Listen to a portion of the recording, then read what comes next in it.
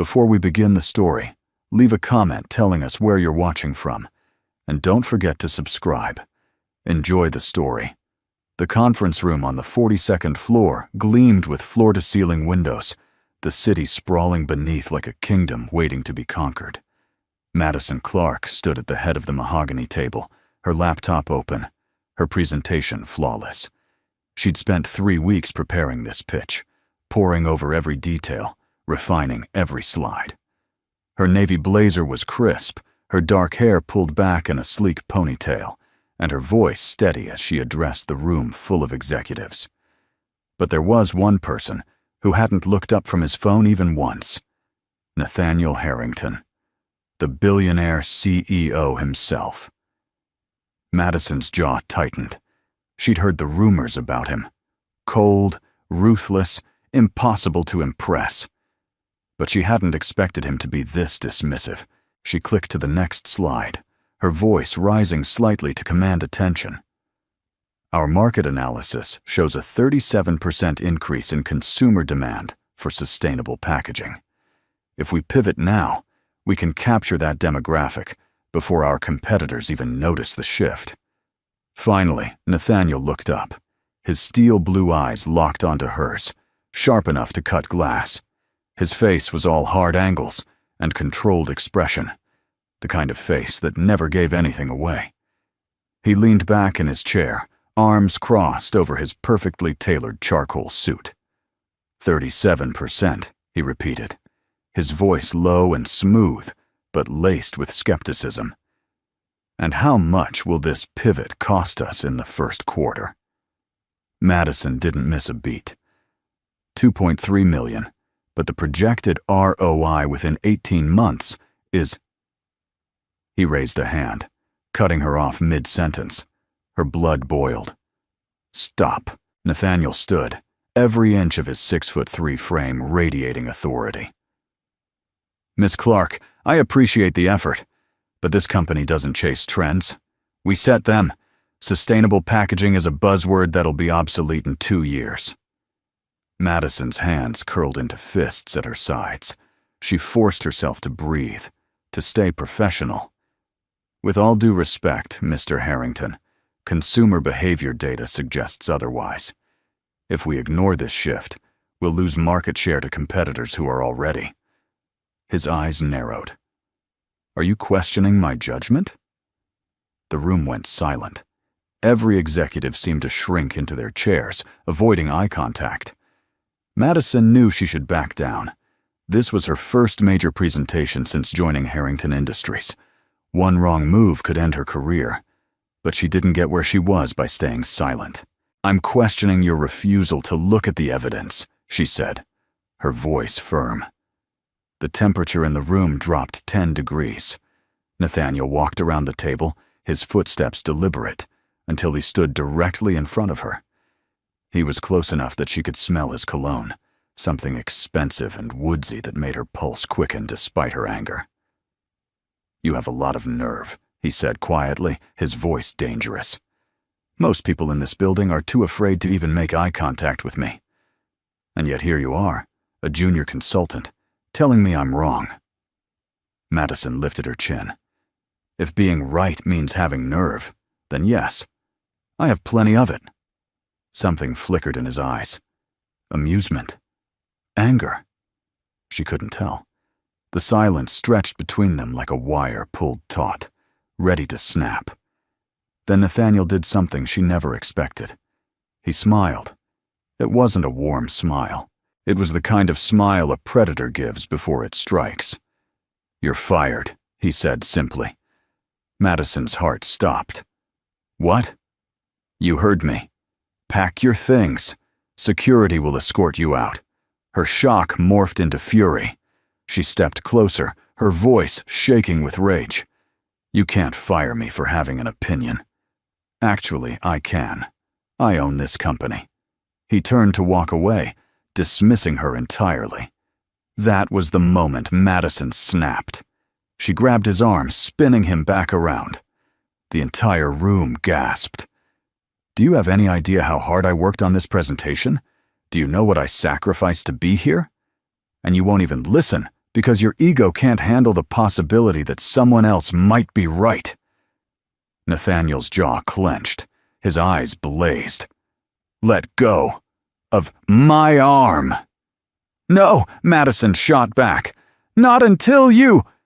Her words cut off abruptly because Nathaniel moved faster than she could process.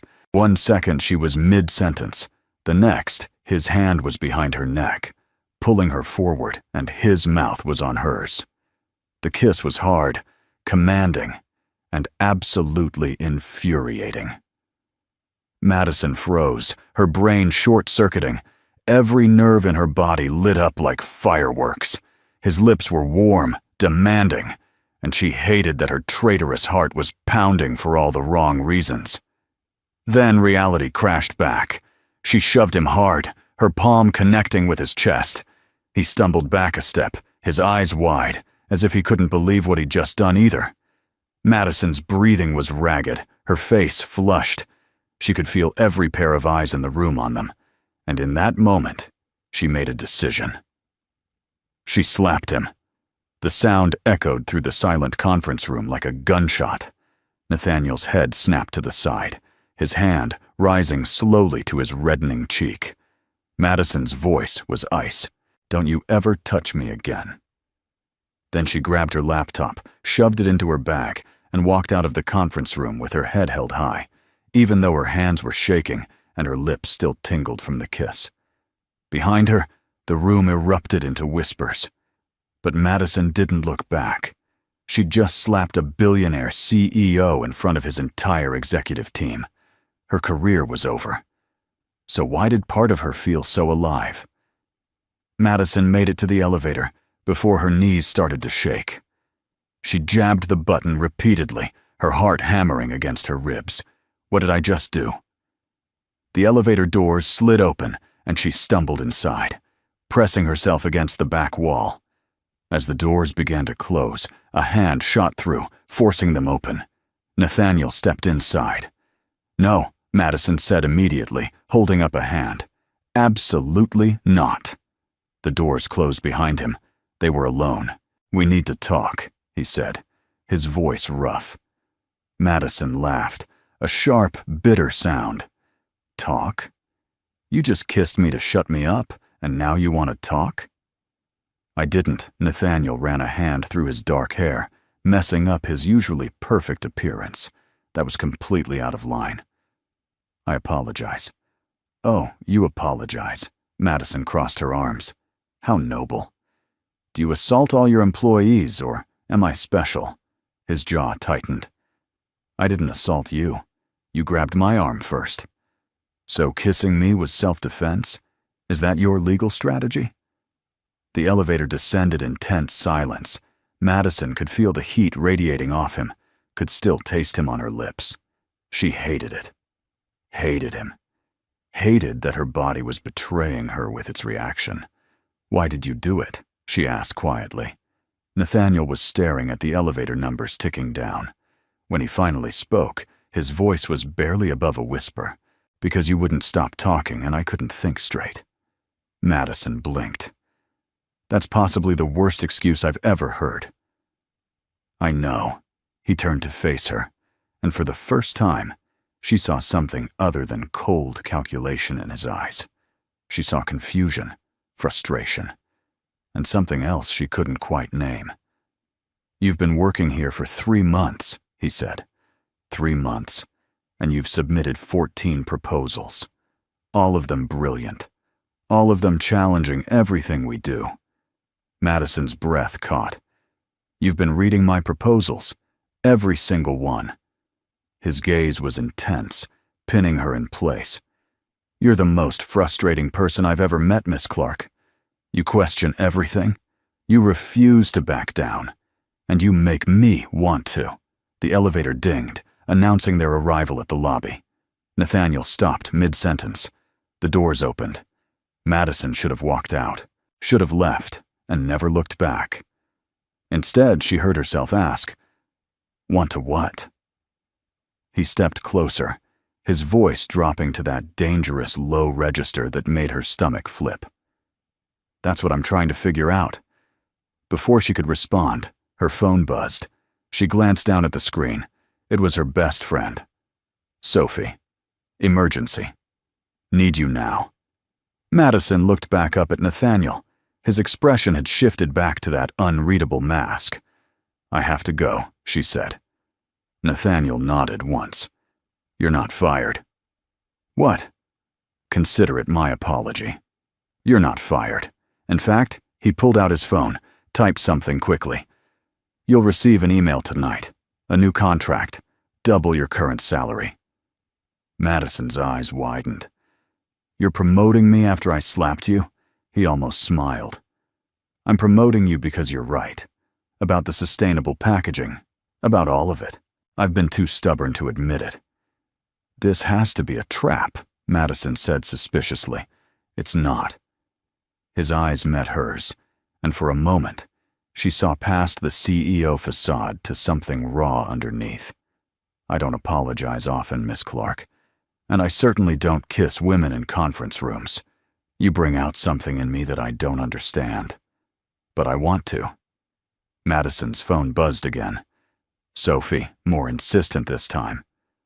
I really have to go, Madison said, stepping out of the elevator. But Mr. Harrington? She looked back at him. Don't ever kiss me again without my permission. A real smile touched his lips this time, transforming his face entirely. Noted. Madison walked away, her heart racing, her mind spinning. She had no idea what had just happened or what it meant. All she knew was that everything had changed. Outside the building, Sophie was waiting in her car, engine running. Madison slid into the passenger seat. You look like you've seen a ghost, Sophie said, pulling into traffic. What happened? Madison touched her lips, still feeling the phantom pressure of Nathaniel's kiss. I think I just made either the biggest mistake of my life or the best decision ever. I can't tell which. Sophie grinned. This sounds like it requires wine and details. So many details. As they drove through the city, Madison's phone chimed. The email from Nathaniel. She opened it with trembling fingers. It wasn't just a new contract. It was a proposal to co-lead the sustainable packaging initiative. With him. Directly. Which meant working side by side with the man who just kissed her senseless. Madison leaned her head back against the seat and closed her eyes. What have I gotten myself into? Sophie glanced over. Is that a rhetorical question, or do you actually want my opinion? Both, Madison admitted. Sophie laughed. Well, based on the look on your face, I'd say you've gotten yourself into something complicated, probably inappropriate, and definitely exciting. Madison couldn't argue with that. She read the email again, her thumb hovering over the reply button. She should decline, should transfer departments, should put as much distance between herself and Nathaniel Harrington as possible. Instead, she typed 2 words. I accept. She hit send before she could change her mind. Sophie caught the movement. What did you just do? Madison smiled, feeling reckless and alive in a way she hadn't in years. Something possibly very stupid. Sophie's eyes sparkled with mischief. Good. You've been playing it safe for too long. Madison wasn't sure if stupid and safe were mutually exclusive, but she was about to find out. Her phone chimed again. Another message from Nathaniel. 3 words this time. Monday, 8 a.m. Sharp. Madison's heart skipped. She replied. I'm never late. His response came immediately. We'll see about that. And despite everything, despite the chaos and confusion, and the fact that she'd slapped her boss in front of the entire executive team, Madison found herself smiling. This was either going to be a disaster or the beginning of something extraordinary. Possibly both. Monday morning arrived with rain hammering against Madison's apartment windows. She stood in front of her closet, already on her 3rd outfit choice, surrounded by discarded blazers and rejected blouses. This is ridiculous, she muttered, yanking off a gray suit jacket. You're not dressing to impress him. You're dressing to work." Her reflection in the mirror didn't look convinced. Finally, she settled on black pants, a crimson blouse, and her favorite blazer, the one that made her feel powerful. She pulled her hair back, applied minimal makeup, and grabbed her bag. If Nathaniel Harrington wanted to work with her, he'd get the professional, no-nonsense version, not the woman who'd let him kiss her. She arrived at Harrington Industries at 7:45, determined to beat him there. The executive floor was quiet, most employees not due until 9. Madison made her way to the office listed in Nathaniel's email, her heels clicking against marble floors. The door was already open. Nathaniel stood by the window, coffee in hand, looking out over the rain-soaked city. He'd ditched his usual tie, his white shirt unbuttoned at the collar, sleeves rolled up to reveal forearms that had no business being that distracting. "You're early," he said without turning around. "So are you," Madison replied, setting her bag down on the glass desk. "Apparently neither of us follows our own schedules." He turned then, and Madison's breath caught. In the gray morning light, he looked different, less intimidating, almost human. "I wanted to talk before we start," he said. "About Friday." Madison's spine straightened. "If this is where you try to explain away what happened, I'm not explaining. I'm establishing boundaries." He set his coffee down, his movements deliberate. What happened in that conference room was unprofessional, completely inappropriate. It won't happen again. "Good," Madison said, even as a tiny, traitorous part of her felt disappointed. "We're colleagues now, nothing more." Nathaniel's eyes searched hers. "Nothing more," he agreed. But his voice carried a weight that suggested the words cost him something. They stood in silence for a moment, rain pattering against the windows. Then Madison pulled out her tablet, switching into work mode. "So, Sustainable Packaging Initiative. Where do we start?" Nathaniel's expression shifted to something like relief. He grabbed a folder from his desk. "I've been reviewing your original proposal. There are elements we need to refine, but the core concept is solid. We'll need to present to the board in 3 weeks." 3 weeks? Madison's eyes widened. "That's not much time. Which is why we'll be working closely." Very closely. Something in his tone made her pulse quicken. She ignored it. "Fine. But I have conditions." His eyebrow arched. "You're negotiating with me now." "Always," Madison said firmly. "First, my ideas don't get watered down to make the board comfortable. If we're doing this, we're doing it right. Second, I want creative control over the presentation. And third, if you ever kiss me again without permission, I'll do more than slap you." Nathaniel's lips twitched. "Noted." "And my conditions?" Madison crossed her arms. "I wasn't aware you had any." "I have one," he said, stepping closer. His voice dropped low. "If we're going to work together, you need to stop looking at me like that." "Like what?" Madison challenged, refusing to back down even though he was close enough that she could smell his cologne again. "Like you're trying to decide whether you want to slap me again or kiss me back." Madison's cheeks flushed hot. Am I wrong?" His eyes held hers, and Madison realized with horror that he wasn't wrong at all. She did want to kiss him back, had wanted to since Friday, but she'd rather die than admit it. "You're arrogant," she said instead. "Accurate," he agreed, but not an answer. Madison grabbed her tablet like a shield. "We should start working." "Yes," Nathaniel said softly. "We should." But he didn't move, and neither did she. The tension between them was thick enough to cut. Finally, Madison broke eye contact, busying herself with opening files. Over the next 3 hours, they fell into a rhythm. Nathaniel was brilliant, she had to admit. He saw angles she'd missed, asked questions that sharpened her thinking.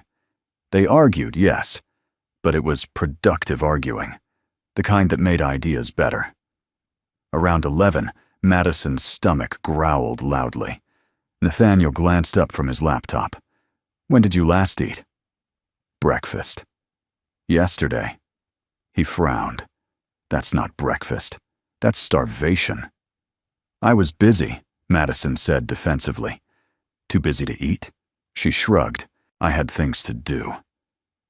Nathaniel closed his laptop with deliberate care. "We're taking a break. No, we're on a deadline, I don't care." He stood, grabbing his jacket. "You're no good to this project if you pass out." "I'm not going to Madison." His voice was firm but not unkind. "Let me buy you lunch. It's not a date. It's basic human decency." She wanted to refuse on principle, but her stomach chose that moment to growl again, betraying her. "Fine," she conceded, "but somewhere quick. We have work to do." 20 minutes later, they were in a small Italian restaurant 3 blocks away. It was cozy, intimate even, with red checkered tablecloths and candles despite the afternoon hour. "This doesn't look quick," Madison observed suspiciously. "They have excellent pasta and fast service," Nathaniel replied, holding out her chair. "Trust me." "Trust you? The man who kissed me to win an argument?" That's not what his expression darkened. "That's not why I kissed you." "Then why did you?" The question hung between them. Nathaniel sat down across from her, his jaw working as if wrestling with words he couldn't quite say. "Because," he finally said. "In that moment, it was either kiss you or fall completely apart. And I don't fall apart." Madison's heart hammered.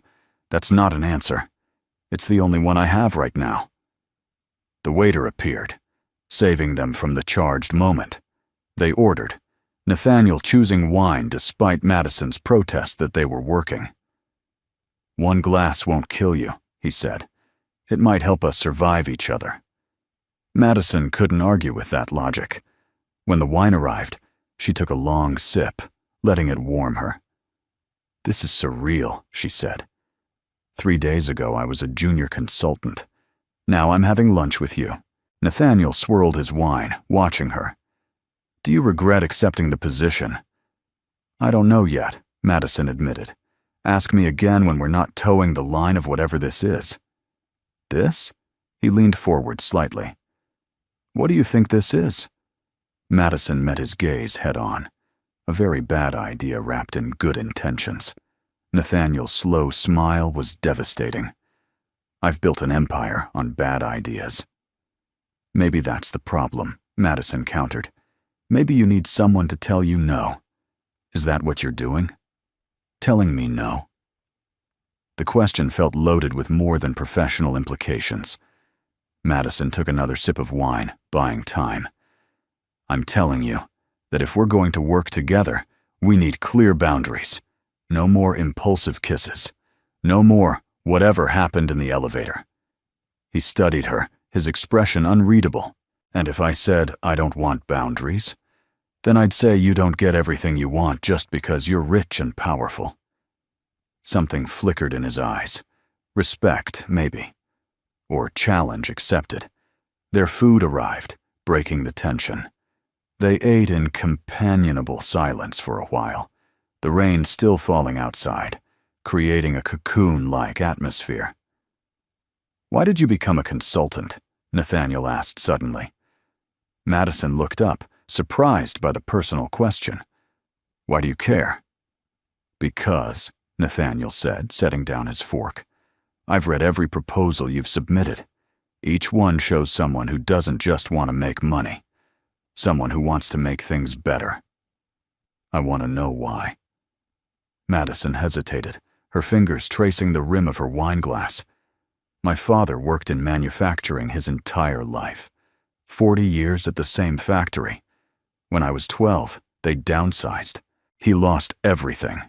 His pension, his pride, his purpose." She took a breath, the memory still sharp. "I watched him fade after that. He couldn't find work because he was too old, too expensive, too specialized. The company didn't care that he'd given them his life. They just cared about their bottom line. Nathaniel listened without interrupting, his full attention on her.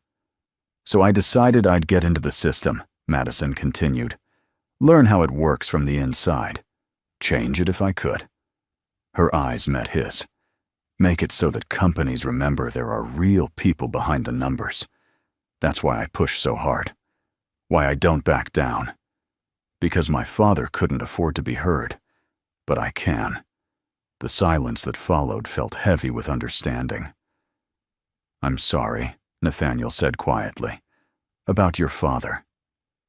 Madison shrugged, trying to appear unaffected, even though talking about it still hurt. He passed away 5 years ago. Never got to see me graduate or land this job. Sometimes I wonder if he'd be proud, or if he'd think I sold out by working for people like she stopped abruptly, realizing what she'd been about to say. People like me, Nathaniel finished for her. His voice held no anger, just resignation. Madison winced. I didn't mean you did, and you're not wrong. He leaned back, his expression distant. My father built this company from nothing. He was ruthless, calculating, and he taught me that sentiment was weakness, that caring about people made you vulnerable. Madison studied him. But you don't believe that. I didn't think I did, Nathaniel said. Then you walked into my company and challenged everything I thought I knew. You made me realize I've become exactly what my father was, someone who values profit over people.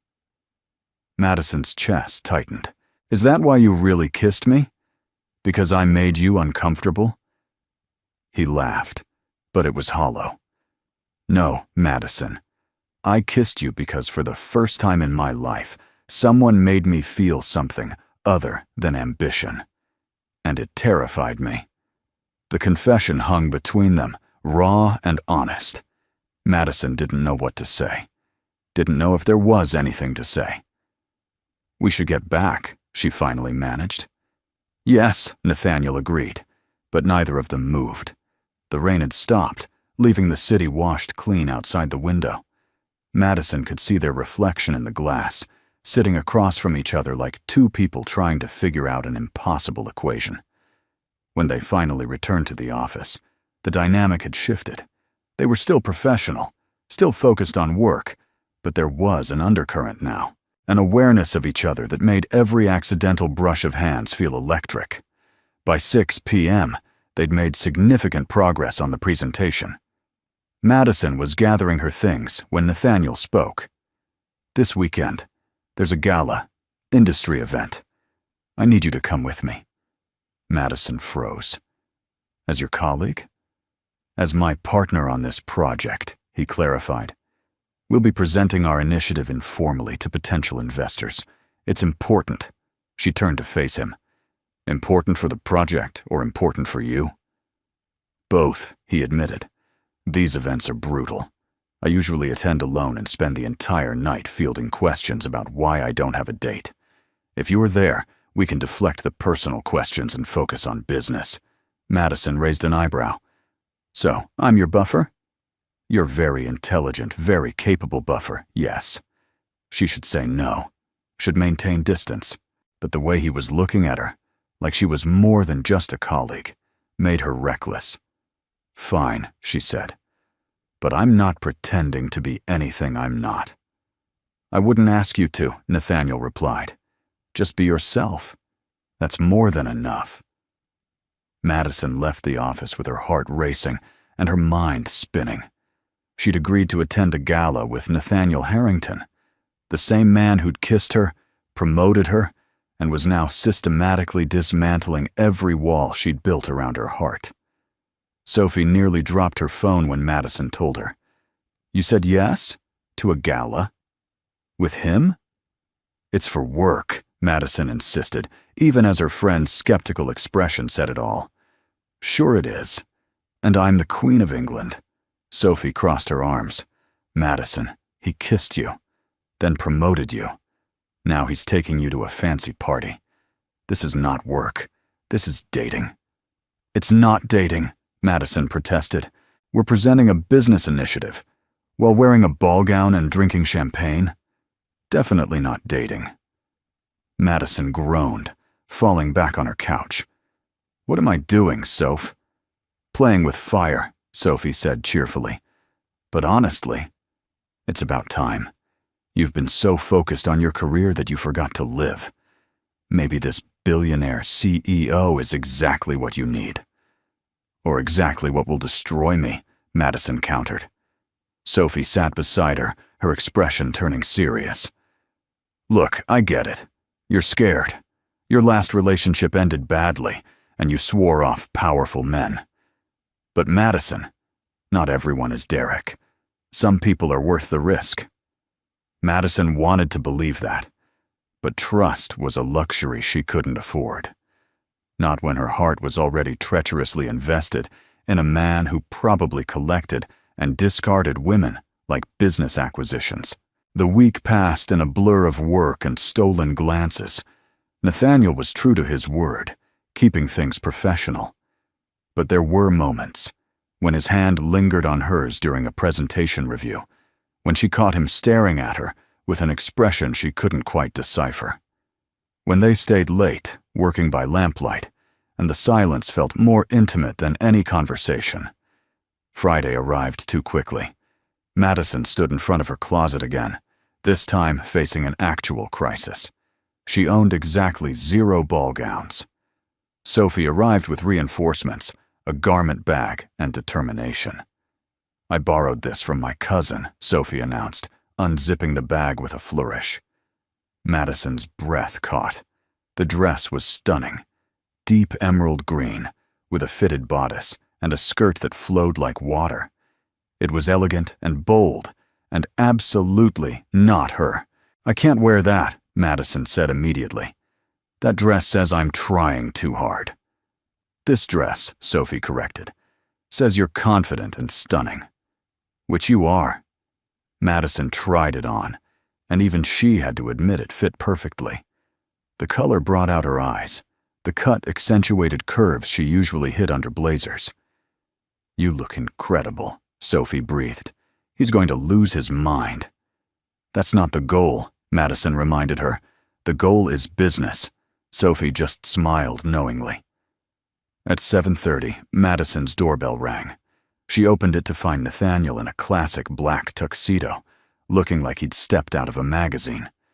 But it was the way he looked at her, his eyes widening, his breath visibly catching, that made her feel beautiful.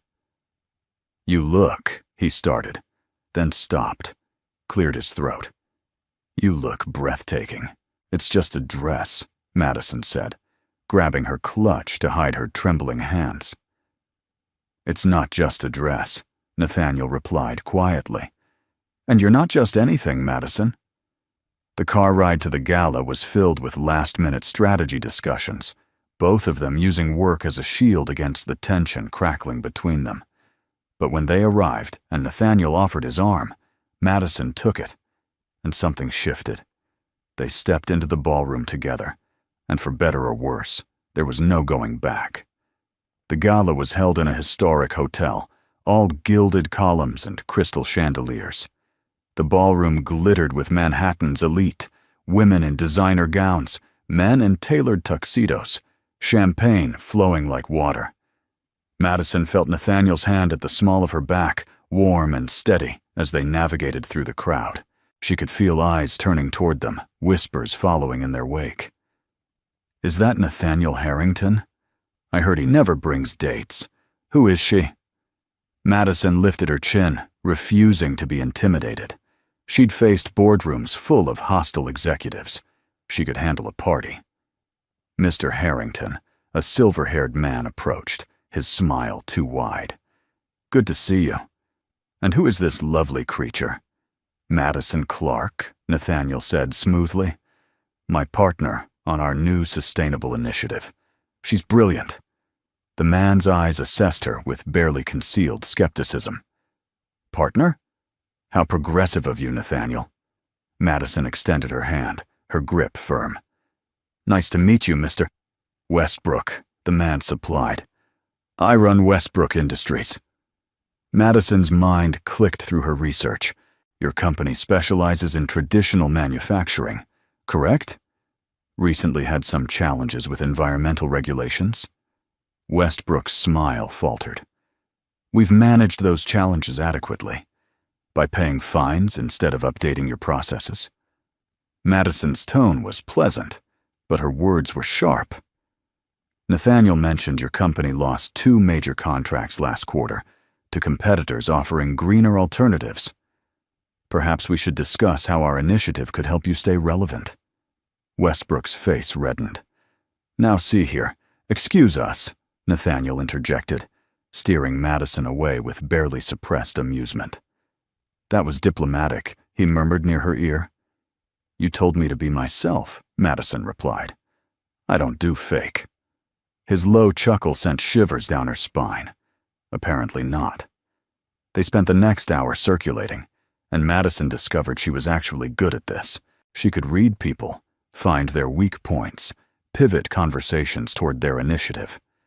Nathaniel stayed close, occasionally adding input, but mostly watching her work with something like pride in his eyes.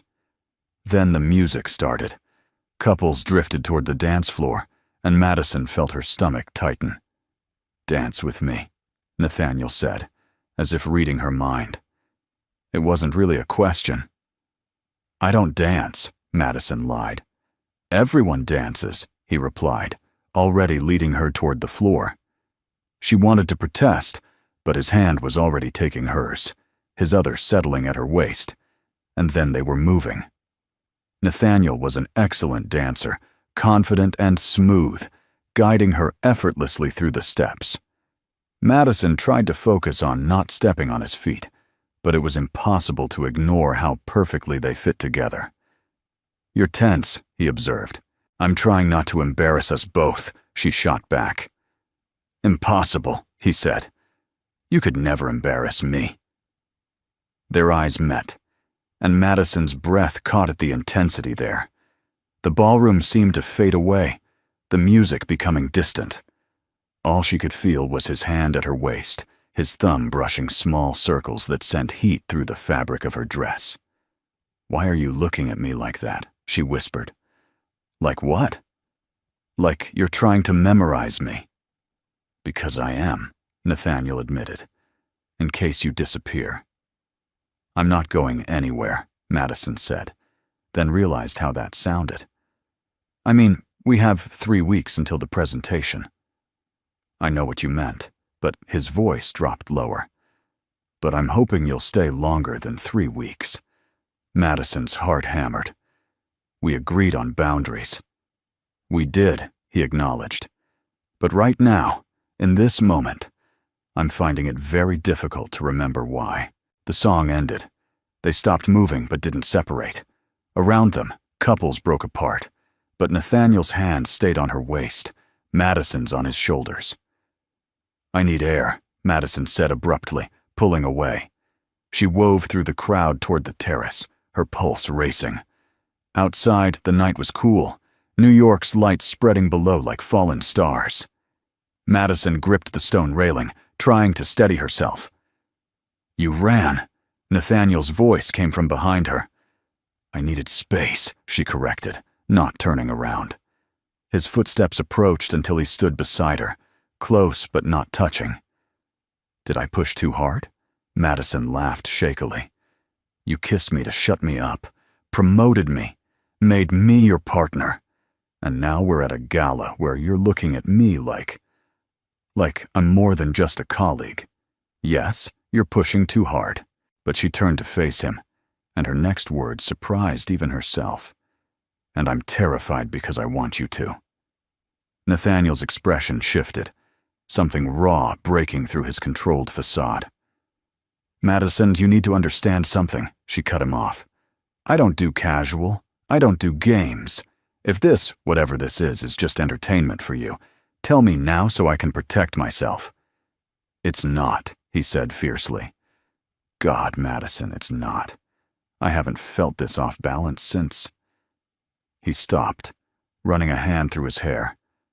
Since ever. I don't know what you're doing to me, but every time I'm near you, I forget how to be the person I've spent my life becoming."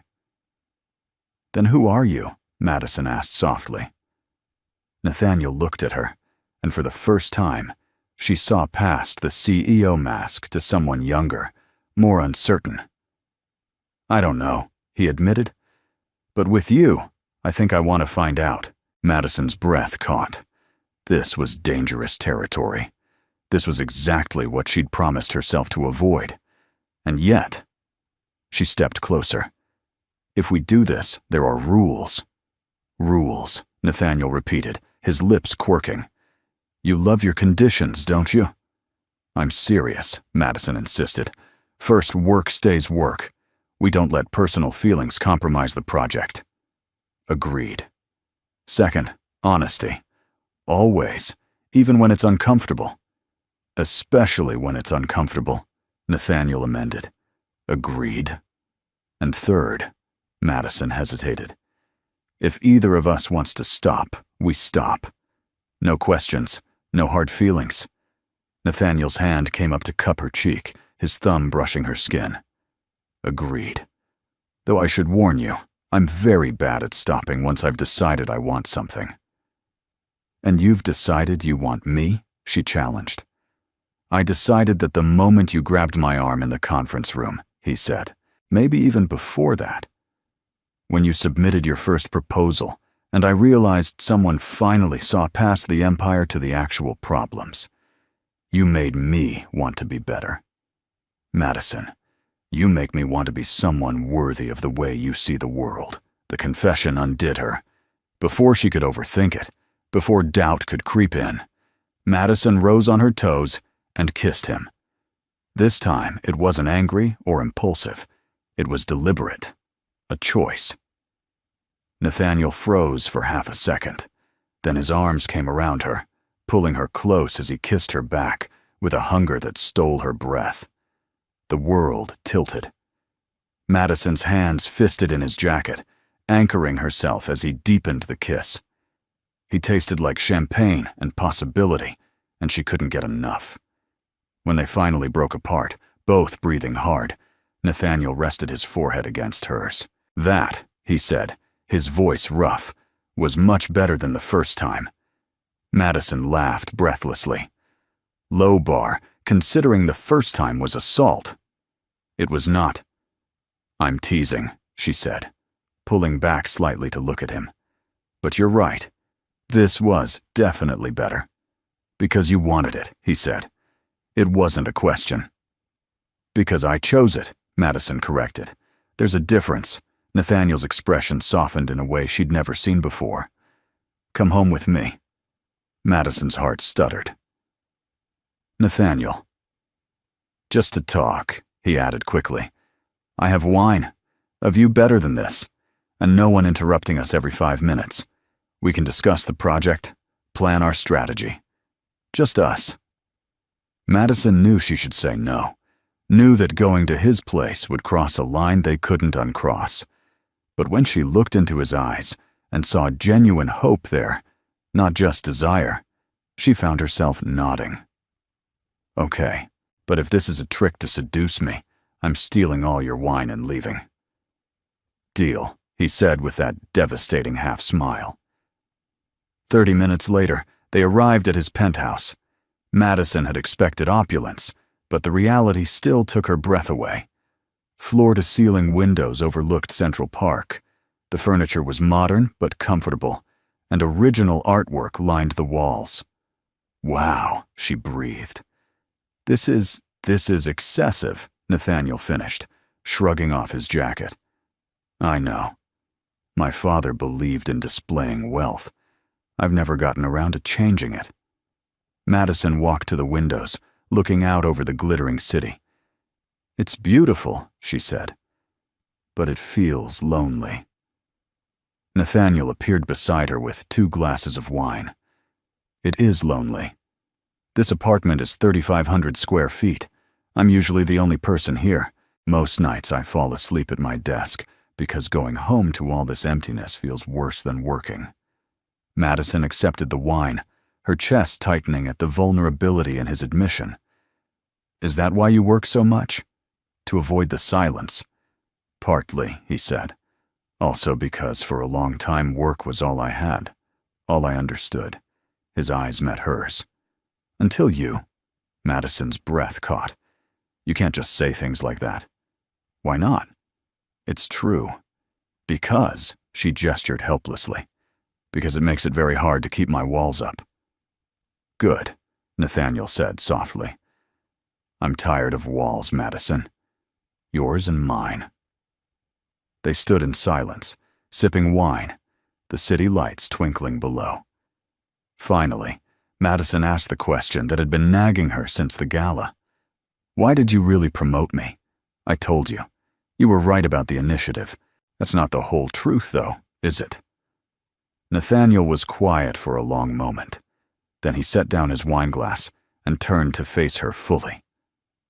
No, he admitted. The truth is, I promoted you because I needed a reason to keep you close. Working together gave me that without having to examine why I wanted it. Madison's hand trembled slightly as she set down her own glass. That's not very professional, Mr. Harrington. Nothing about what I feel for you is professional, Miss Clark. The air between them charged with electricity. Madison knew she should leave, should maintain boundaries, should protect her heart. Instead, she asked, "What do you feel?" Nathaniel stepped closer. Terrified, he said, exhilarated, off balance, like I'm standing at the edge of something that could either destroy me or save me. His hand came up to cup her face. When I'm with you, I forget to be the cold CEO. I forget to calculate and strategize. I just feel. And it's been so long since I've let myself feel anything that it's overwhelming. Madison's eyes stung with unexpected tears. I'm scared too, she whispered. Scared that you'll realize I'm not special. That I'm just another woman, and you'll get bored, and I'll be left broken. Nathaniel's thumb brushed away a tear that had escaped. Madison Clark. Boring. Impossible. You've challenged me, infuriated me, and made me question everything in the span of a week. You make me want to be better. Do better. How could I ever get bored with that? Maybe because every relationship I've ever had has ended with me not being enough, Madison confessed, the words spilling out. My ex, Derek, he was successful, powerful like you. At first he said he loved my ambition. Then slowly it became too much. I worked too much, cared too much, wanted too much. Eventually he left me for someone who was content to be arm candy instead of a partner. Nathaniel's jaw tightened. Then he was an idiot who didn't deserve you. Anyone who wants you to be less than you are isn't worth your time. Easy to say, Madison replied. Harder to believe after someone systematically dismantles your confidence. Look at me, Nathaniel commanded gently. She did, meeting his intense gaze. I am not Derek. I don't want arm candy or someone who agrees with everything I say. I want someone who challenges me, pushes me, makes me earn their respect every single day. I want you, Madison, exactly as you are. The words broke something open inside her. Before she could overthink it, she closed the distance between them and kissed him again. This time, there was no hesitation, no holding back. Nathaniel responded immediately, his arms wrapping around her waist, pulling her flush against him. The kiss deepened, urgent and desperate, weeks of tension finally finding release. Madison's hand slid into his hair, and she heard his sharp intake of breath. They stumbled backward toward the couch, never breaking apart. When the back of Nathaniel's legs hit the furniture, he sat, pulling Madison down to straddle his lap. The new position made her gasp, and he took advantage, his mouth trailing from her lips to her jaw, to the sensitive spot below her ear. Madison, he murmured against her skin. If you want to stop, tell me now, because if this goes much further, I won't be able to. She pulled back just enough to meet his eyes, her pupils blown wide, lips swollen from kissing. "I don't want to stop," she said, "but I need you to promise me something." "Anything," he said, and she believed he meant it. "Promise that tomorrow, when we're back to work, you won't treat this as a mistake, that you won't regret this or avoid me or make it awkward." Nathaniel's hands came up to frame her face. "I promise that tomorrow, and every day after, I will still want you exactly this much. This isn't a mistake, Madison. This is the first right thing I've done in longer than I can remember." Madison searched his face, looking for doubt or deception, found only sincerity and desire so intense it took her breath away. "Okay," she whispered. Then she kissed him again, surrendering to the pull between them that had been inevitable from the moment they met. Madison woke to unfamiliar sunlight streaming through floor-to-ceiling windows and a moment of disorientation before the previous night came flooding back. She was in Nathaniel's bed, wrapped in impossibly soft sheets, wearing his shirt.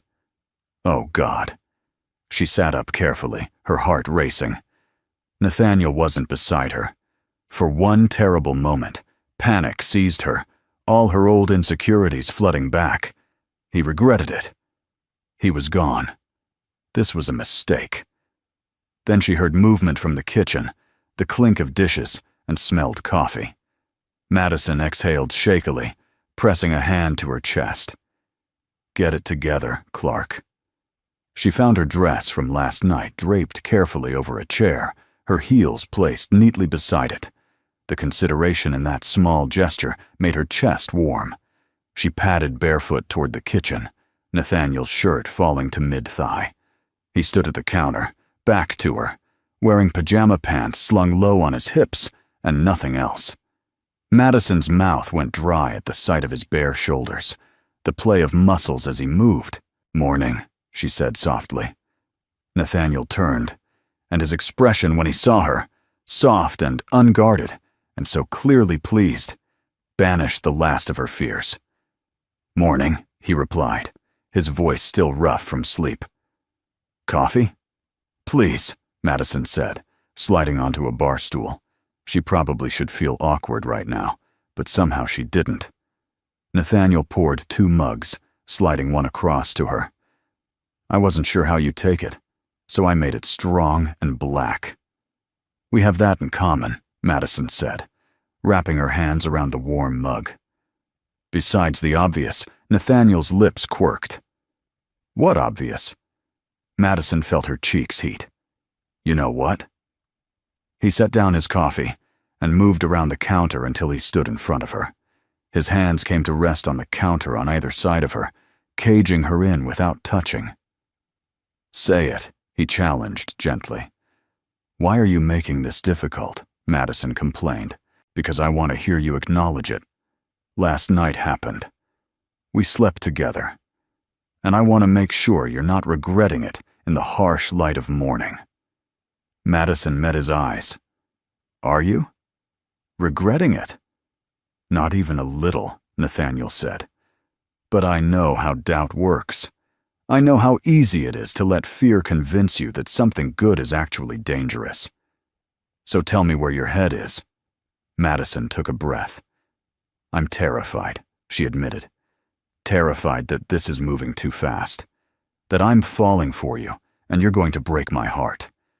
That Monday we'll go back to work and realize we've made everything impossibly complicated." But she reached up, touching his face. "I'm also happy, happier than I've been in a long time. And I don't want to run away from that just because it's scary." Nathaniel turned his head, pressing a kiss to her palm. "Monday," he said, "we'll be fine. We'll go to work, we'll be professional, and then I'll spend the entire day counting the hours until I can be alone with you again." "That sounds," Madison stopped. "Wait, is that healthy?" "Probably not," he admitted cheerfully. "But I don't care." She laughed, the sound bright and genuine. "How are you this relaxed? Yesterday you were all intense, CEO. Today you're making jokes and breakfast." "That's what you do to me," Nathaniel said. You make me remember I'm human. They spent the morning together, a lazy weekend morning that felt both surreal and perfectly natural. Nathaniel made breakfast while Madison sat at the counter, stealing pieces of fruit and telling him stories about her disastrous college years. "You're telling me," Nathaniel said incredulously, "that you once hacked into the university's grading system to fix a mistake?" "I didn't hack," Madison corrected. "I simply noticed a vulnerability in their security and brought it to their attention. After using it to fix your grade." "It was the professor's error," Madison defended. "He'd inputted the wrong score. I was just correcting an injustice." Nathaniel shook his head, grinning. "You're going to be the death of my carefully cultivated reputation." "I fight for what's right," Madison shrugged. "Always have." He served eggs and toast, joining her at the counter. "It's one of the things I admire most about you. You have a moral compass that doesn't waver. That must be exhausting sometimes." "It is," Madison admitted. "But I watched my father lose his fight. Someone has to keep fighting." They ate in comfortable silence for a while. Then Nathaniel asked, "What was he like?" "Your father?" Madison smiled, the expression bittersweet. Stubborn. Principled. He believed in honest work and doing things right, even when it was harder. She paused, her eyes distant. After he lost his job, he applied to hundreds of places. Every rejection broke him a little more. By the end, he couldn't even look at himself in the mirror. I made him a promise at his funeral that I'd never let what happened to him happen to anyone else if I could help it. "That's why you push so hard," Nathaniel said. "Why you don't back down. It's not just about the work, it's about him." Madison nodded, her throat tight. "Every proposal I write, every battle I fight, it's for him." So he didn't sacrifice everything for nothing. Nathaniel reached across, taking her hand. "He'd be incredibly proud of you, Madison. Anyone would be." The sincerity in his voice made tears prick her eyes. She blinked them back, squeezing his hand. "Thank you." They spent the rest of the day together, talking and laughing, watching a movie neither of them paid attention to because they were too busy talking over it. It felt easy, natural, like they'd been doing this for years instead of hours. But as evening approached, reality crept back in. "I should go home," Madison said reluctantly. "I need to prep for Monday." "Stay," Nathaniel countered. "We can prep together. Then you won't have to leave." Madison wanted to. God, she wanted to. But some instinct warned her not to dive in too deep too fast. "I need some space to think," she said honestly. "Not about us, just to process everything." Nathaniel looked disappointed, but nodded. "I understand. Let me drive you." In the car, Nathaniel's hand found hers, their fingers intertwining. "Monday," he said. "We present a united front, professional but authentic. We don't hide, but we don't make it a spectacle." "Agreed," Madison said, "though people are going to talk regardless." "Let them," Nathaniel replied. "I've spent my entire life worrying about appearances. I'm done with that." He pulled up outside her apartment, turning to face her. "Madison." "This weekend," she interrupted, "was amazing. Terrifying and amazing." But she hesitated. "But I need us to make sure we're not getting lost in the rush, that this is real and not just adrenaline and attraction." Nathaniel cupped her face. "It's real, Madison. At least for me. What we have, it's not something I've felt before." "I need time to catch up to where you are," she said softly. "Emotionally. Can you give me that?" He studied her face, then nodded slowly. "Take the time you need. But know that I'll be here, waiting." She kissed him, soft and sweet. "Thank you." That night, alone in her apartment, Madison sat on her couch with a glass of wine, Sophie on FaceTime. "So?" Sophie said, eyes gleaming. "How was it?" Madison couldn't stop the smile that spread across her face. It was perfect. Everything I didn't know I needed. Sophie squealed. I knew it. I knew he was into you. It's not just physical, though, Madison said. We talked, really talked, about my dad, his loneliness, our fears. He's not who I thought he was, Soph. He's complicated and damaged and trying so hard to be better. That's beautiful, Madison. So what's the problem? I'm falling for him, Madison admitted. Really falling. And it terrifies me because I don't know if I can survive being broken again. Then don't think about the ending, Sophie advised. Think about right now. Is he making you happy right now? Yes, Madison said without hesitation. Then that's enough. Let tomorrow worry about itself. Madison went to bed that night with Nathaniel's shirt still on, and his scent surrounding her. She fell asleep smiling, hopeful for the first time in years that maybe, just maybe, this would be different. Monday morning arrived too fast and brought complications Madison hadn't anticipated. She'd barely stepped off the elevator when she noticed the stairs. Whispers followed her down the hall. By the time she reached her new office, the one adjacent to Nathaniel's, she knew something was wrong. Her computer screen showed it immediately. An email from HR marked urgent. A meeting scheduled for 9 a.m. And beneath that, a string of messages from colleagues she barely knew. Some supportive, most merely curious. Then she saw the article. Someone had leaked photos from the gala. Madison and Nathaniel dancing, standing close on the terrace, getting into his car together. The headline made her stomach drop. Harrington's new conquest. CEO mixes business with pleasure. The article was savage, painting her as an opportunistic social climber who'd seduced her way into a promotion. It questioned her qualifications, implied the sustainable initiative was a vanity project to keep his latest girlfriend happy, and suggested Nathaniel was having a midlife crisis. Madison's hands shook as she read. Every fear she'd had about this relationship was being validated by strangers on the internet. A knock on her door made her jump. Nathaniel entered, his face stormy. I saw it, he said without preamble. It's character assassination and I'm handling it. How? Madison asked, trying to keep her voice steady. By releasing a statement, having legal send cease and desist letters, and making it clear that you're a brilliant consultant who earned her position through merit, not through sleeping with you. Madison finished bitterly. That's what everyone's thinking. Let them think what they want, Nathaniel said firmly. We know the truth. But Madison could see the worry in his eyes, the calculation. He was already strategizing damage control. This is exactly what I was afraid of, she said quietly. That being with you would make people question my competence, that I'd become just another woman in a billionaire's orbit instead of a professional in my own right. Madison, no one who matters will think that. Everyone matters, she countered. Every employee here, every client, every investor.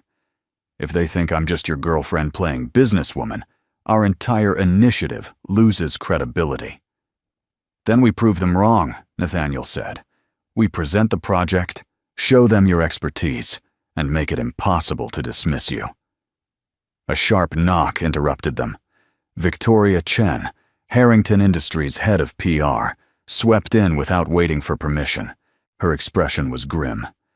We need to talk, she said. Both of you. Now. In Nathaniel's office, Victoria laid out a folder full of printed screenshots. The story's spreading, she said bluntly. Twitter, LinkedIn, industry blogs. Everyone's talking about it. Madison's past relationship is being dug up. Derek's giving interviews. Madison's heart stopped. What? Apparently your ex has no problem throwing you under the bus, Victoria said. He's confirming that you've always been, quote, ambitious and willing to do whatever it takes to climb the ladder. The room spun. Derek. Of course it was Derek. He'd never forgiven her for leaving him, for refusing to be diminished. That's defamation, Nathaniel growled. We can sue. Legal action will make it worse, Victoria interrupted. It'll look like you're trying to silence legitimate concerns. The only way through this is to address it head on. She turned to Madison. I need you to give me something. A statement, an interview, anything that humanizes you and establishes your credentials independently of Nathaniel. Madison's throat was tight. What if I don't want to be part of the media circus? Then the circus happens without you, and you lose control of the narrative, Victoria said. Not unkindly, but firmly. Right now, you're a mystery. People are filling in the blanks with the worst possible assumptions. Give them the truth, and they'll have less room to speculate. I'll do it, Madison heard herself say. But on my terms. I want to talk about the sustainable initiative, my background, why this project matters. Not my relationship with Nathaniel. That's private. Victoria considered. I can work with that. But understand, they will ask about him. You'll need to have an answer ready. Madison glanced at Nathaniel. His expression was unreadable, but she saw the tension in his shoulders. We're colleagues who respect each other, Madison said. That's the answer. Everything else is no one's business. After Victoria left, Nathaniel moved to the window, his back to Madison. I'm sorry, he said quietly. Sorry that being with me has brought this down on you. I should have anticipated it. There's no anticipating human cruelty, Madison replied. She joined him at the window. But Nathaniel, if this doesn't stop, if it keeps affecting the project. She trailed off, unable to finish the thought. If it keeps affecting the project? What? He asked, turning to face her. You'll what? Walk away. Madison's eyes stung. I don't want to. But I also won't let my personal life destroy something I believe in. If the initiative fails because of us, then we make sure it doesn't fail, Nathaniel said fiercely.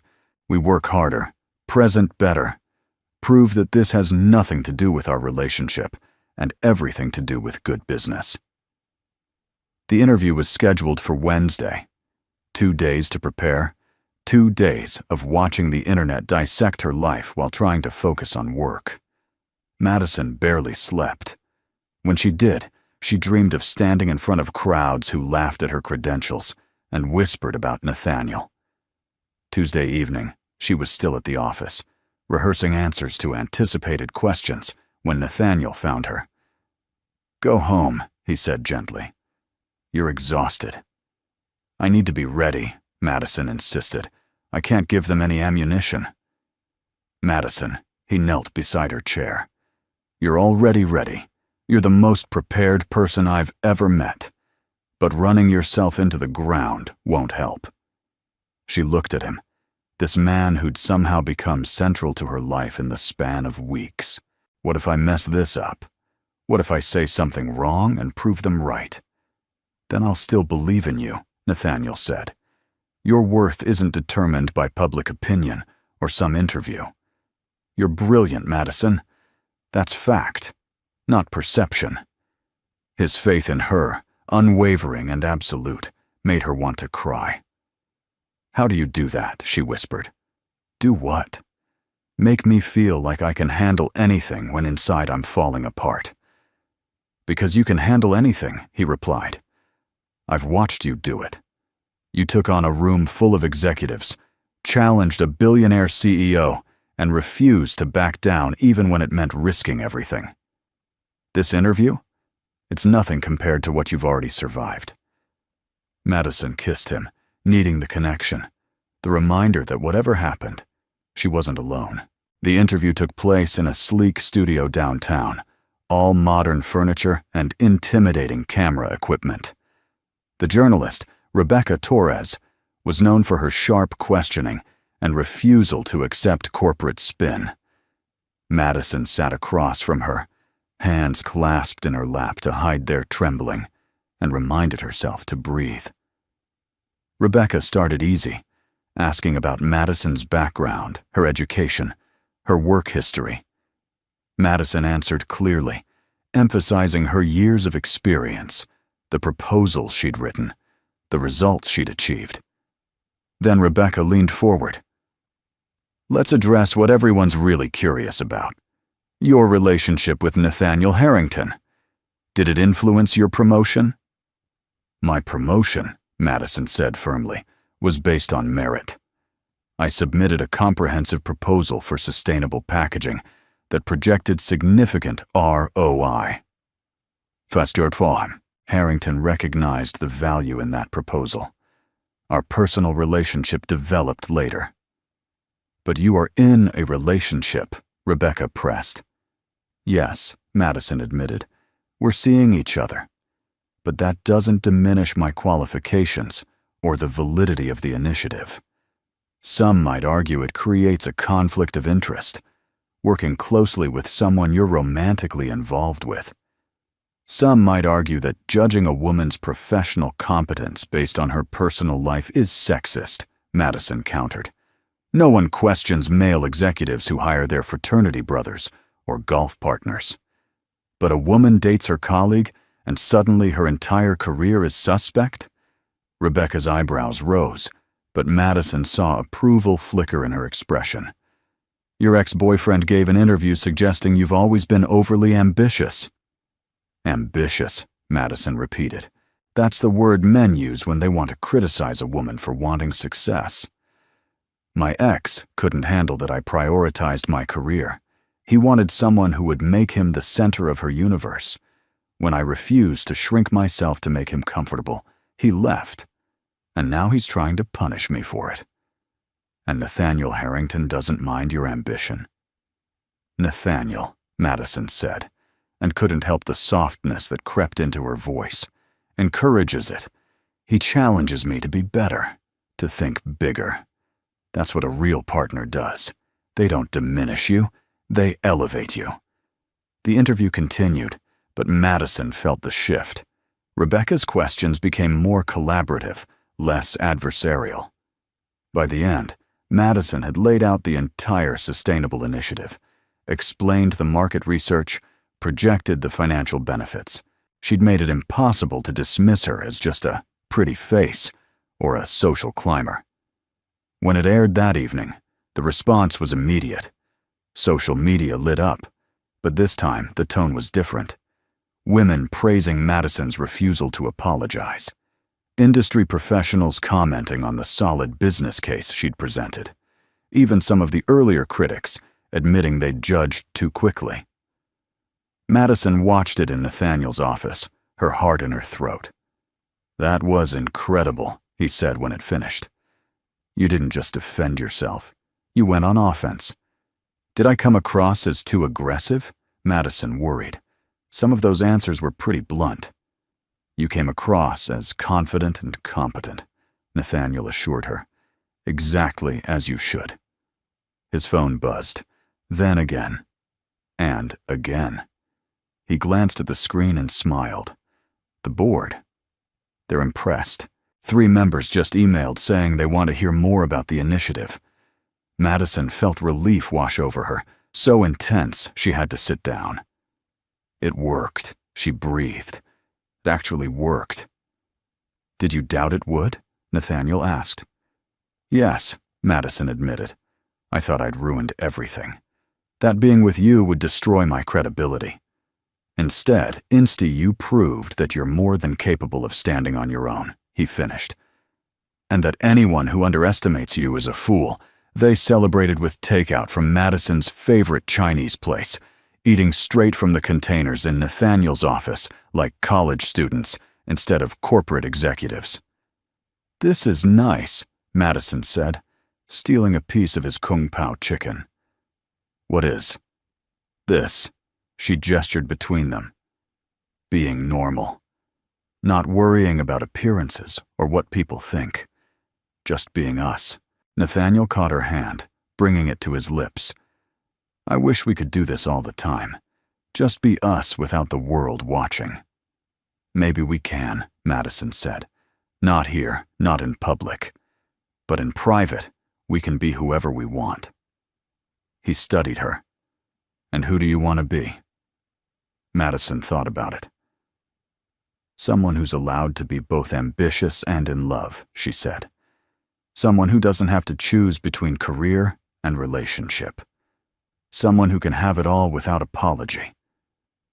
Then that's who you'll be, Nathaniel said. I promise. The next few weeks were a whirlwind. Madison and Nathaniel worked tirelessly on the presentation, refining every detail. The board meeting was scheduled for Friday, and everything was riding on it. But outside work, they carved out moments just for them. Quiet dinners at Madison's apartment, morning coffee at Nathaniel's before heading to the office together, stolen kisses in empty conference rooms. It felt like living two lives, and Madison was surprised to find she loved both. Then, 3 days before the presentation, everything fell apart. Madison was reviewing financial projections when her phone rang. Unknown number. Hello, Miss Clark. This is Detective Morrison with the NYPD. I need you to come down to the station. There's been an incident involving Nathaniel Harrington. Madison's blood ran cold. What kind of incident? Is he okay? He's fine, the detective assured her. But we need to speak with you about allegations that have been made. Allegations? What allegations? I'd rather discuss this in person. Can you come down this afternoon? Madison's hands shook as she grabbed her coat. She tried calling Nathaniel. It went straight to voicemail. She tried his assistant. Unavailable. Panic clawed at her throat as she took a cab to the police station, her mind racing through terrible possibilities. At the station, Detective Morrison led her to a small interview room. Sit down, Miss Clark. Madison sat, her heart hammering. What's going on? Where's Nathaniel?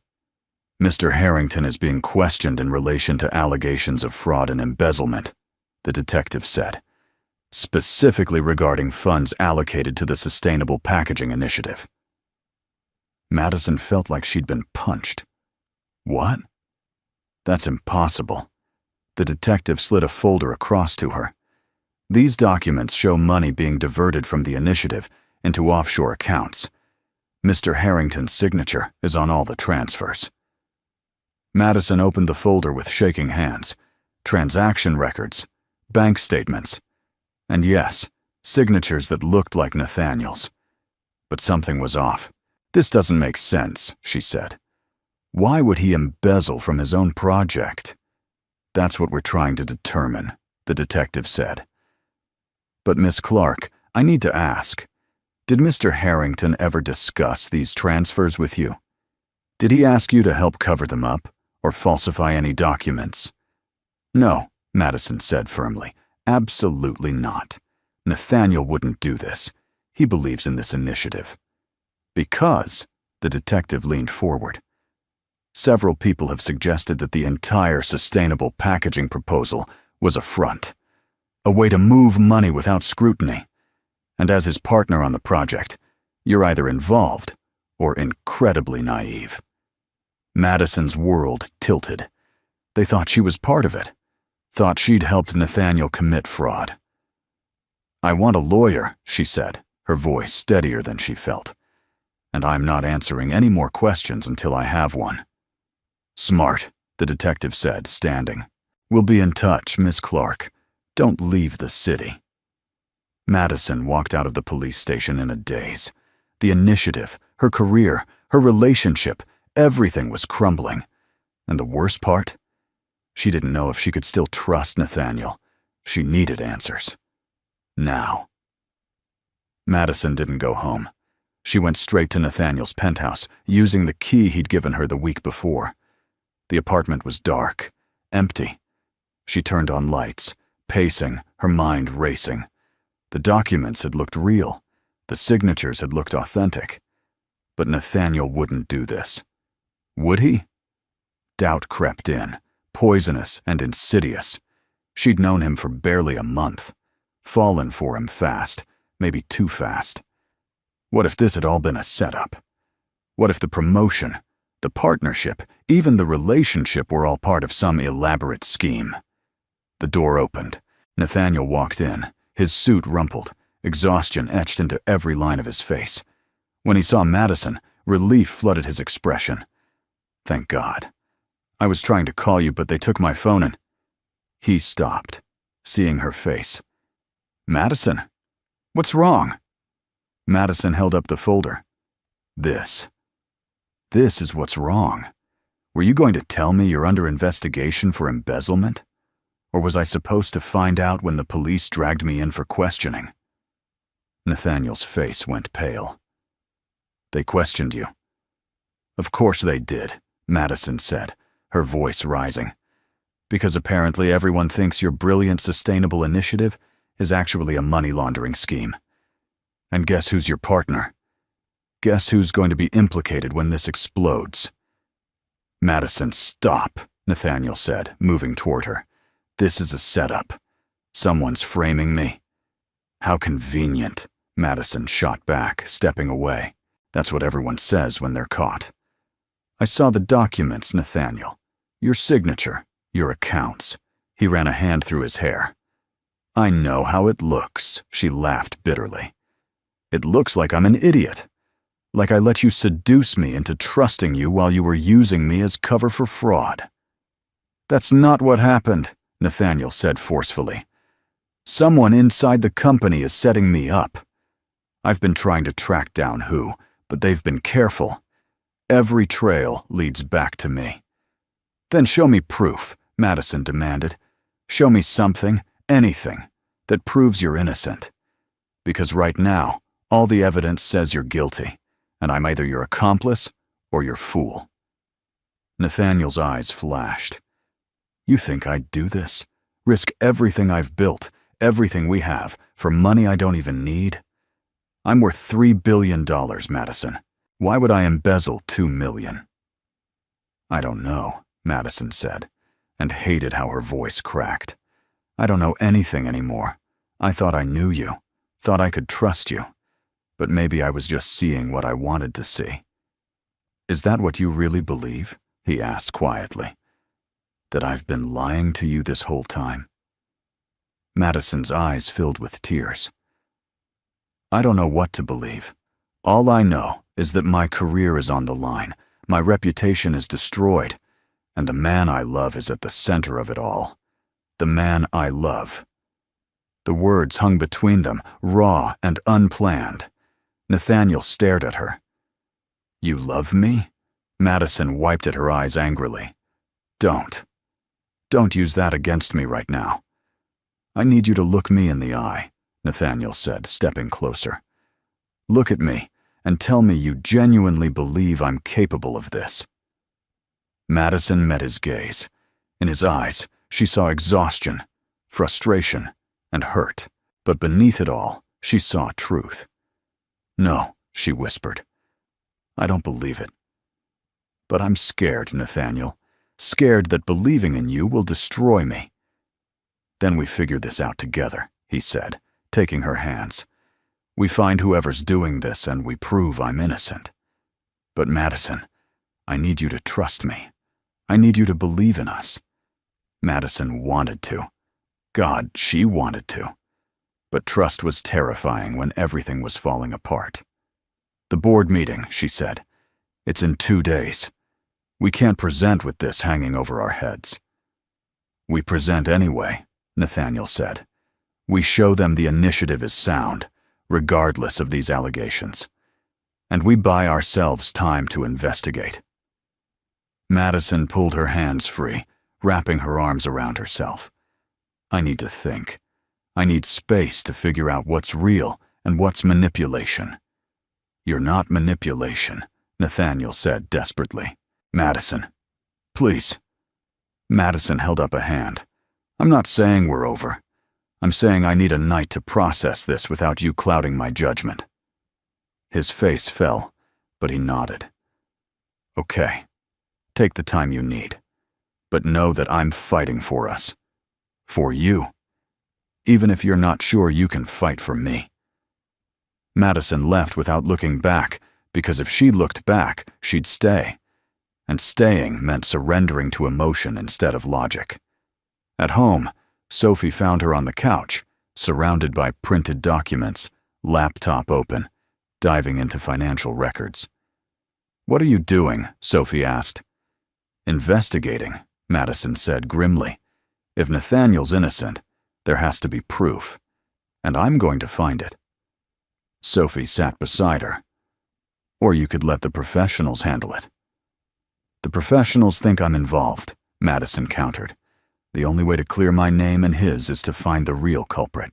For hours, Madison pored over records, tracking money trails, looking for inconsistencies. Her eyes burned, her head pounded, but she couldn't stop. Around midnight, she found it. A single transaction that didn't match the others. The timing was off by 3 minutes. The authorization code was different. Someone had copied Nathaniel's signature, but they'd made a mistake. Madison's heart raced as she dug deeper. The authorization code traced back to a specific terminal in the company, the CFO's office. Richard Westbrook, the same man who'd been dismissive at the gala. Madison's hands shook as she compiled evidence. Westbrook had access to everything, had the authority to move funds, had a motive, she realized, digging into recent news. His own company was failing. He'd been hired by Harrington Industries 6 months ago, just before the embezzlement started. She called Nathaniel. It was 1 a.m., but he answered on the first ring. "Madison?" "I found him," she said. "I found who's framing you." Nathaniel arrived at her apartment within 20 minutes, still in the clothes he'd been wearing earlier, looking like he hadn't slept at all. "Show me," he demanded. Madison spread out her evidence across the coffee table. "Richard Westbrook, your CFO. He's been systematically embezzling funds and forging your signature. Look at this. The authorization codes don't match company protocol. He used his own terminal but backdated the timestamps to make it look like you." Nathaniel studied the documents, his expression hardening with each page. "How did no one catch this?" "Because he's the CFO," Madison said. "He controls the audits, reviews the reports. He's been hiding in plain sight." "But why frame me? Why not just take the money and disappear?" Madison pulled up more documents. "Because he needed a scapegoat. Your company's been investigating financial irregularities for months. Westbrook knew it was only a matter of time before someone traced it back to the CFO's office. So he set you up, made it look like you were embezzling through the Sustainable Initiative, and planned to disappear once you took the fall." Nathaniel sank onto the couch, running his hands over his face. "My own CFO. I hired him, trusted him." "You couldn't have known," Madison said softly. "These people are professionals at deception."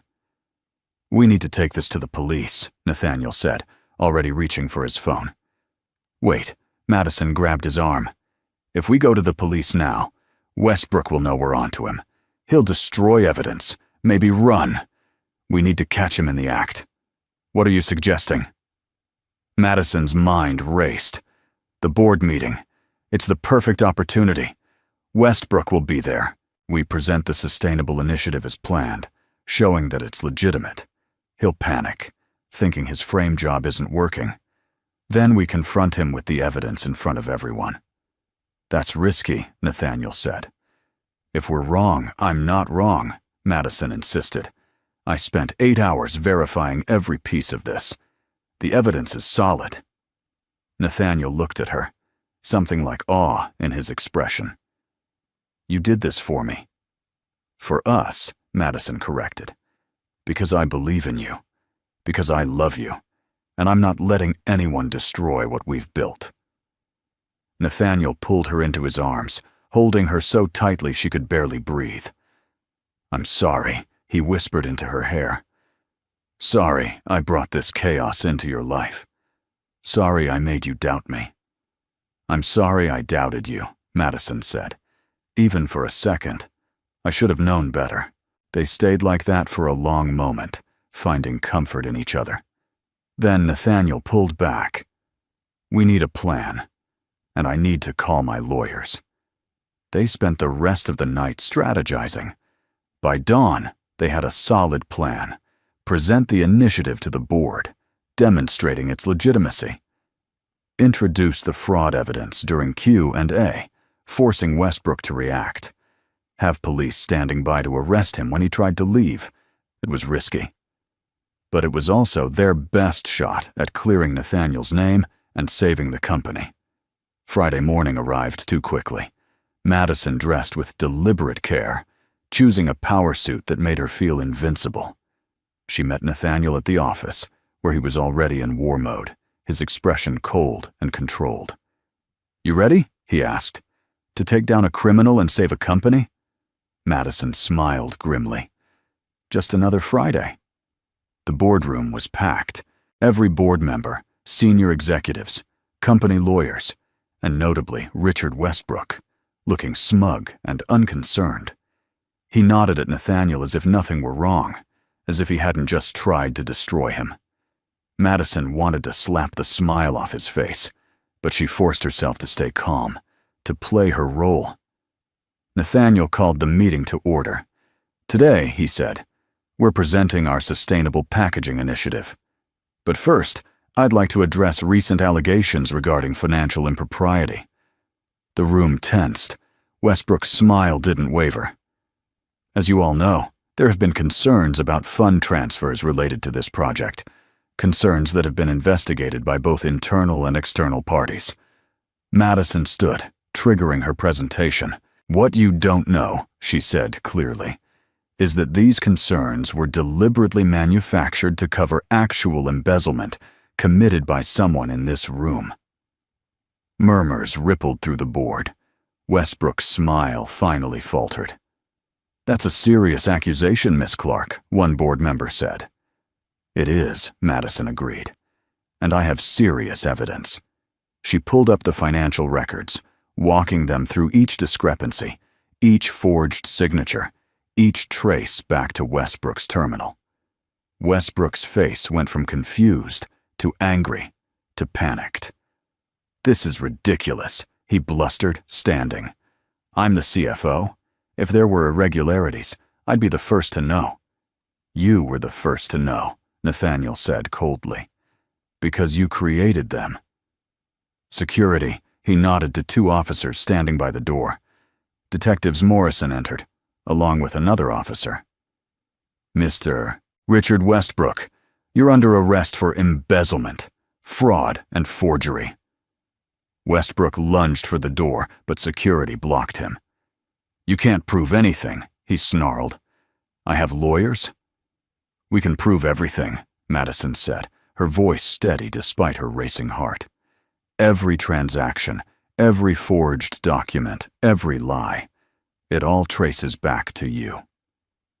As the police handcuffed Westbrook, leading him away, the boardroom erupted in shocked conversation. Nathaniel held up a hand for silence. "I understand this is shocking, but I want to assure you that Harrington Industries remains strong. The Sustainable Packaging Initiative is sound, our finances are secure, and we will be implementing new oversight measures to ensure this never happens again." One by one, the board members nodded, reassured. Then the chairwoman spoke. "Mr. Durham Harrington, Miss Clark, that was an impressive display of investigation and courage. I move that we proceed with hearing the Sustainable Initiative proposal." "Seconded" came immediately. Madison and Nathaniel exchanged glances. Then they launched into their presentation, their preparation evident in every slide, every projection, every answer to the board's questions. By the end, the room was buzzing with excitement. The chairwoman smiled. "I move to approve the Sustainable Packaging Initiative with full funding." The vote was unanimous. As the board filed out, congratulating them, Madison felt the tension finally drain from her body. "We did it," she said to Nathaniel. "We actually did it." "We did," he agreed, but his eyes were on her, not the board. "You did it, Madison. You saved us." "I just found the truth," Madison said. "You're the one who had faith that it existed, still following the story. If you're enjoying this, leave a comment below. Outside the boardroom, Victoria Chen approached. That was masterful, she said. Both the investigation and the presentation. The press is going to love this story. Innocent CEO cleared by brilliant consultant girlfriend. Might want to workshop that headline, Madison said dryly. But thank you. That night, Nathaniel and Madison celebrated alone in his penthouse, champagne and takeout, still too wired from the day to do anything elaborate. To truth, Nathaniel toasted, and to the woman brave enough to find it. Madison clinked her glass against his, to trust, and to second chances. They drank, and Madison felt the weight of the past weeks finally lift. It wasn't over. There would be depositions, trials, media attention. But they'd faced the worst and survived. Together. 3 months later, the Sustainable Packaging Initiative launched to widespread acclaim. The company's stock soared.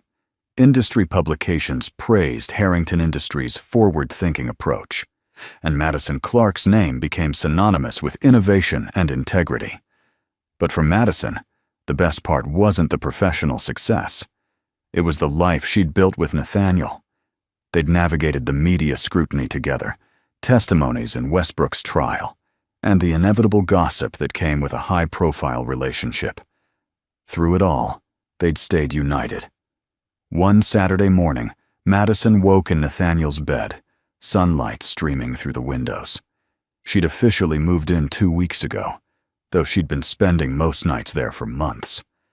Nathaniel was already awake, propped against the headboard with coffee and his tablet.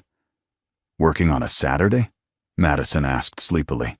"Just reading," he said, setting the tablet aside. "Come here." She curled into his side and he wrapped an arm around her. "Perfect," he murmured. "This. You. U.S." Madison smiled against his chest. "Who knew you were such a romantic under all that CEO coldness?" "I didn't," Nathaniel admitted. "You taught me, along with patience, humility, and the fact that being right isn't as important as being kind." Madison pulled back to look at him. "Are you saying I've domesticated you?" "Absolutely," he said without hesitation. "I'm completely tamed. Yours entirely."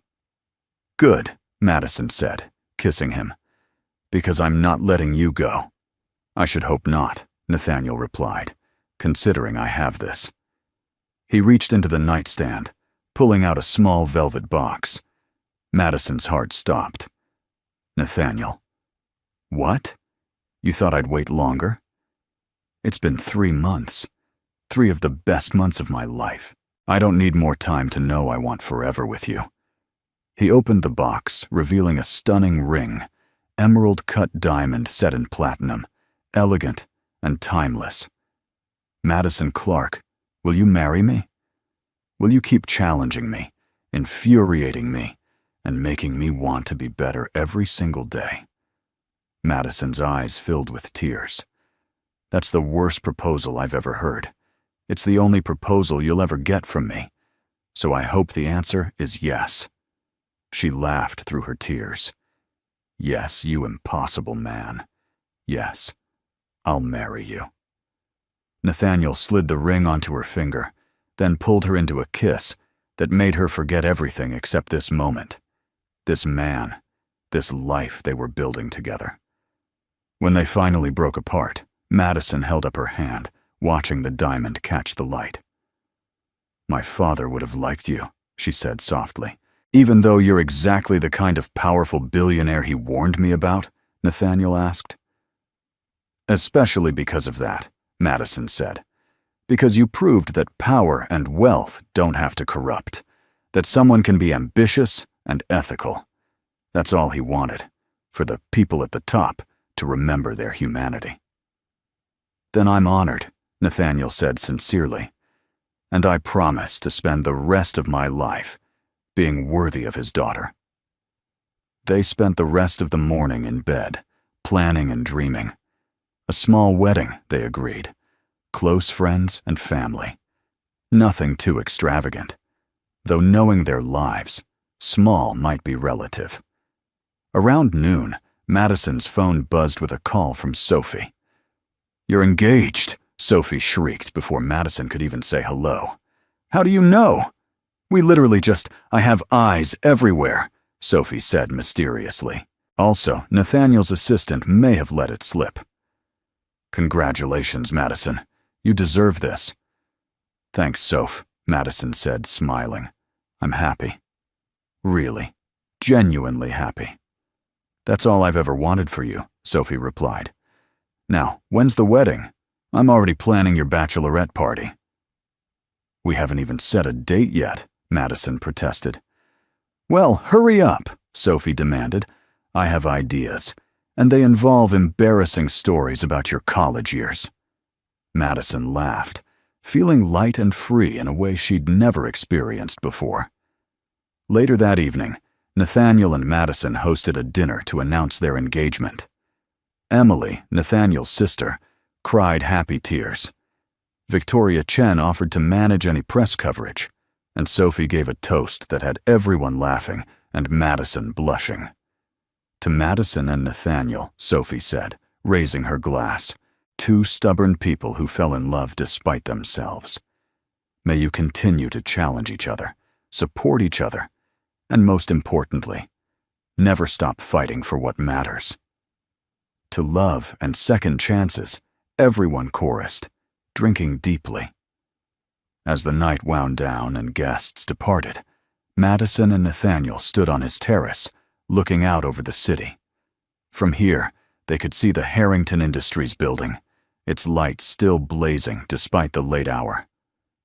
"Remember when you kissed me to shut me up?" Madison asked suddenly. Nathaniel groaned. "Are we ever going to let me live that down?" "Probably not," Madison said cheerfully. It was incredibly inappropriate and also kind of hot. "I was desperate," Nathaniel defended. "You wouldn't stop talking, and all I could think about was how much I wanted to kiss you. So I did. Worst decision and best decision simultaneously." Madison turned to face him. "What would you have done if I'd responded differently? If I'd kissed you back instead of slapping you?" Nathaniel considered, probably panicked and run. "I wasn't ready to confront how I felt about you. I needed you to slap some sense into me. Literally." "I'm glad I did," Madison said, "because it forced us both to be honest. No more pretending we could be just colleagues. No more hiding." Nathaniel pulled her close. "No more hiding," he agreed. "From now on, it's just us. Honest and open and together." "Forever," Madison added. "Forever," Nathaniel confirmed, sealing the promise with a kiss. As they stood there, wrapped in each other's arms, the city lights twinkling below like fallen stars, Madison reflected on the journey that had brought them here. From that first confrontation in the conference room to this moment of perfect understanding, they'd fought for each other and for themselves. She'd learned that love wasn't about sacrificing ambition or dimming her light. It was about finding someone who wanted to shine alongside you. Someone who challenged you to be better while accepting you exactly as you were. Nathaniel had learned that vulnerability wasn't weakness, that letting someone in didn't mean losing control, that love, real love, was worth every risk. Together, they'd built something neither could have created alone. A partnership based on respect, trust, and an unwavering commitment to choosing each other, every single day. "What are you thinking about?" Nathaniel asked, his voice soft. "How far we've come," Madison replied. "How many obstacles we've overcome. How lucky I am that you kissed me that day." "Lucky?" Nathaniel laughed. "Most women would say, traumatized." "Most women aren't me," Madison pointed out. "I prefer my love stories with a little chaos." "Well then," Nathaniel said, his eyes gleaming, "you've come to the right place, because loving me is definitely going to be chaotic." "As long as it's real," Madison said. "That's all I need. That's all we need." They stayed on the terrace until the early hours, talking and planning and simply being together. When they finally went inside, Madison paused to look back at the view one more time. Tomorrow, they'd return to work, continue building their initiative, face whatever challenges came next. But tonight, they were just Madison and Nathaniel. Two people who'd found each other against all odds. Two people who'd chosen love over fear, truth over convenience, and each other over everything else. And that, Madison thought as she followed Nathaniel inside, was more than enough. It was everything. What did you think of their story? Share your thoughts in the comments and rate it from 0 to 10. Subscribe to the channel and turn on notifications to follow all our stories. Check out more emotional stories by clicking the end screen